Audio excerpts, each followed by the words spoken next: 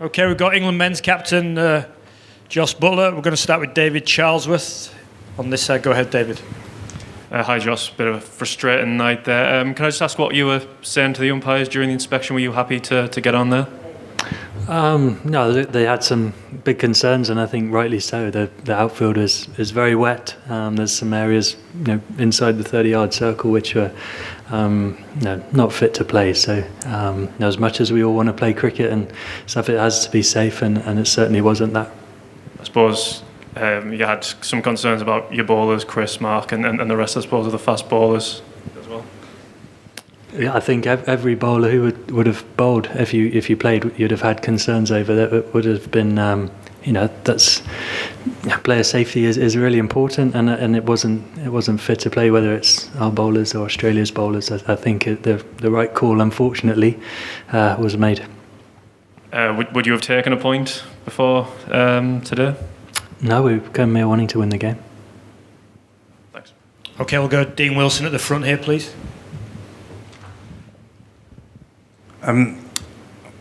Obviously set up to be quite a big occasion here in Melbourne, but it's had so much rain, so much wet weather. How are your frustrations about the timing of this tournament and whether or not anything could be done in that regard?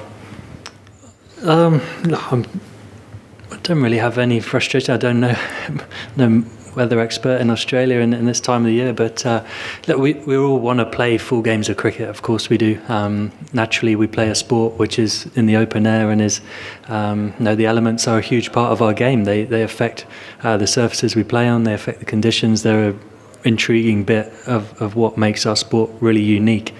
Now, unfortunately, we've had 2 games affected by weather. You don't want to be involved in those games, but it's going to happen in wherever you play in the world. Well, certainly some places you play in the world, you're generally going to be affected by some weather at some point. And yeah, it's a shame tonight, especially for everybody involved. All the fans who are going to come and watch this game live, everyone wanting to watch on TV, for players especially as well. Australia against England at the MCG in a must-win World Cup match is as big as it gets in your career, and they're the games you want to be involved in, and no matter whatever the result was going to be, it's something you want to experience as a cricketer. You don't know how often those kind of opportunities would come around, so I think that there's an element of sadness that you don't get to win, lose or draw, play the match. You've got 2 more games left. I suppose you're always trying to look to the next game.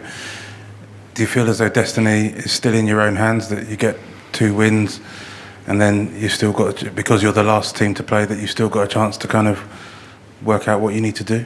Yeah, until something's completely out of our control, then we won't worry about that. We know we've got 2 games left to play. We want to win those 2 games, give ourselves the best chance to get through to the next round. Chris, go ahead.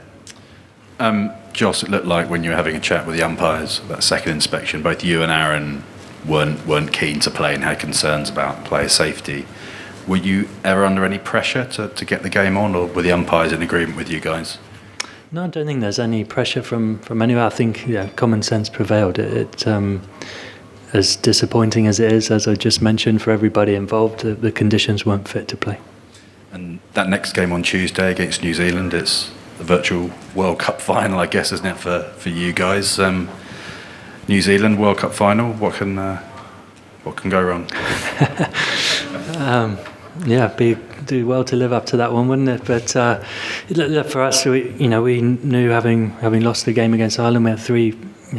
The way the format is anyway, every game is pretty much a must-win. But look, we know we need to turn up and play our best cricket, give ourselves the best chance to win the games, and give ourselves the best chance to go through to the next round.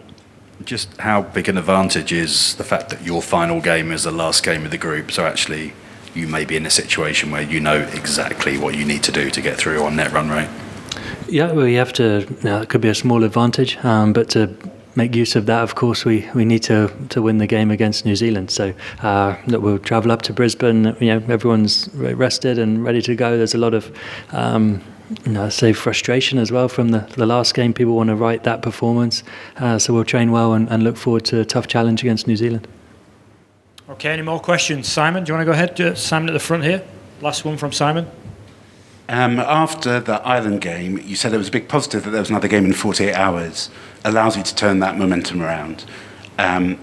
Is it frustrating that that opportunity is now gone and you've now got a bit of a big gap? Not necessarily. I think it probably worked both ways in our favour. Whether we had a bit of time to digest it and let it, as I'd mentioned, let it hurt and sort of deal with it and come past it. Of course, this was a huge occasion and needed your full focus and attention. So you would have moved on very quickly into tonight from the disappointing defeat against Ireland. But now we have a few days to. If people need to deal with it more, you can deal with that, and there's excitement to get back on the field. There's a lot of everyone wants to play cricket, and talented guys in our team want to get out there and showcase the best of their abilities. So we'll have to wait till the game now against New Zealand.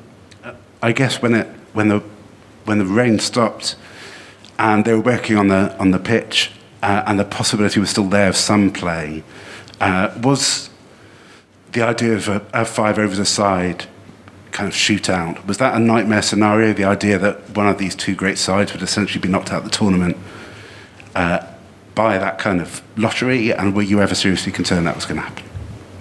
Look, we know it could happen, a 5 over match in T20 cricket.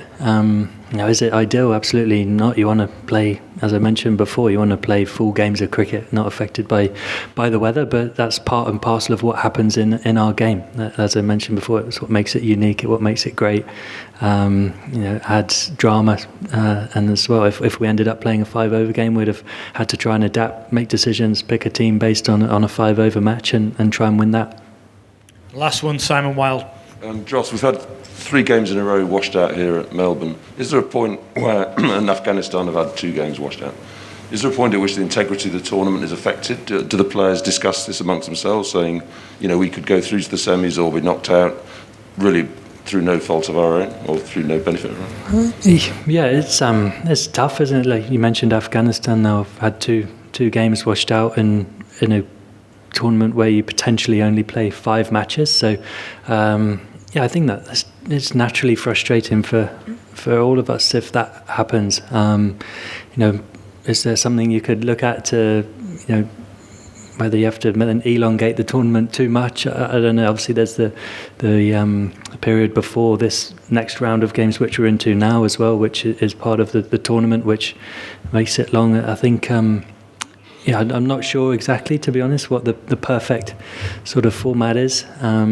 It's quite a ruthless format the way it is, which is fine, and I think we all know that and accept that. But of course, if you then have games, multiple games affected by weather, it certainly doesn't probably give you as true a reflection maybe as to how the tournament you'd hope from players, organisers, fans want the tournament to turn out. Thank you, everyone. See you soon.